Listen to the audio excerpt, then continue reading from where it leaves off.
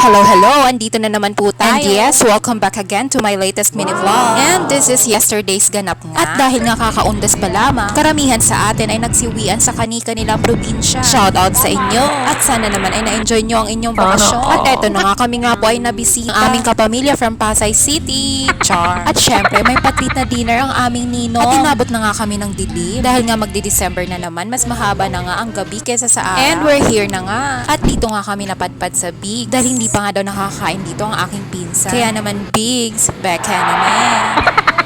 Pero matanong ko lang, kayo ba mga ka-reels? Close ba kayo ng mga pinsan ninyo? Sana naman ay oo, kasi kami yes na yes. Yung tipong kahit matagal na panahon ding hindi nag-usap-usap, parang ang kahapon lang yung huli. At kami nga ay nag-o-order na dito. At syempre, si Ninong nga ang taya dito. Thank you.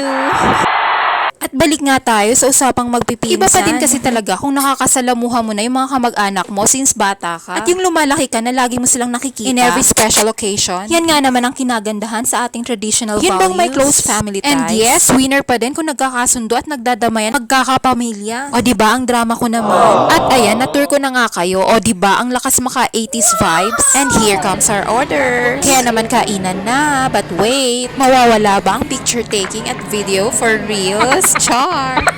At nagsipagkainan na nga kami dito. Sige, fast forward na natin sa part na to ha. And say hello sa napakalaki naming cake.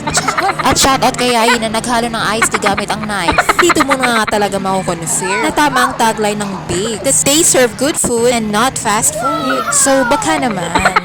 At syempre, sa magpipinsan nga, hindi mawawala ang asaran. Pero ngayon nga, hindi na ako ang inaasar. Yung mga anak ko na. So, pasapasan ng hato at damay-damay na. O, diba? Ang saya-saya. At uwi at portion na nga kami dito. At shoutout na nga din pala sa aming ninong na nag-treat ng dinner na to. Na lagi nga tinatanong kung may nagmamayari na ba ng puso mo.